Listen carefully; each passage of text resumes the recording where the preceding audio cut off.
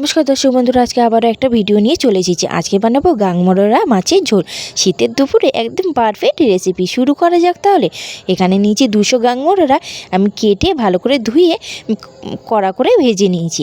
এখানে নিয়েছি 5টা আলু কেটে নিয়েছি, 4টে শিম, একটা বেগুন, 2টো পেঁয়াজ, আধা টমেটো আর 3টে কাঁচা লঙ্কা। এখানে আদা রসুন নিয়ে নিয়েছি।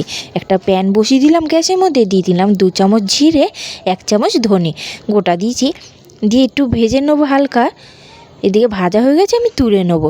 এদিকে কড়া বসিয়ে দিলাম, কড়ার মধ্যে দিলাম 4 চামচ সর্ষের তেল। এটা একটু গরম হয়ে গেলে দিয়ে দেবো আমি 1 চামচ জিরে ফোড়ন।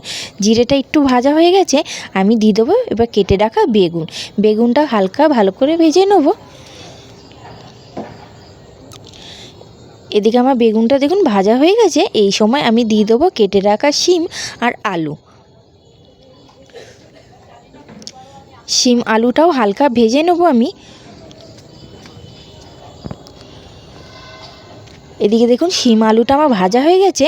এই সময় আমি দিয়ে দেবো পেঁয়াজ। একটু হাতের সাহায্যে পেঁয়াজগুলো আমি খুলে নেব। দিয়ে দিলাম 3টে কাঁচা লঙ্কা আর টমেটো, দিয়ে আবারও একটু ভেজে নেব। আমি পেঁয়াজটা একটু হালকা ভাজবো। আমি সবগুলো ভালো করে ভাজা হয়ে গেছে। আমি এবারে মশলাটা দিয়ে দেবো। মশলাটা বেটে রেখেছি, সেটা দিয়ে দিলাম। 1/2 চামচ হলুদ গুঁড়ো, স্বাদ অনুসারে নুন, 2 চামচ লঙ্কার গুঁড়ো দিয়ে একটু নাড়িয়ে আমি দিয়ে দেবো ওই বাটিতেই, যে বাটিতে মশলা দিয়েছি ওই বাটিতে একটুখানি জল দিয়ে আমি ভালো করে কষিয়ে নেবো মশলাটা।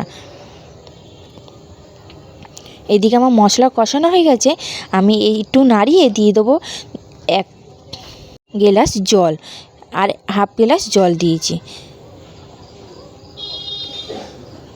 দিয়ে আমি একটু ফুটে গেছে, আলুটাও সেদ্ধ হয়ে গেছে। এই সময় দিয়ে দেবো মাছটা একটু ফুটে গেলে আমি তরকারিটা নামিয়ে নেব।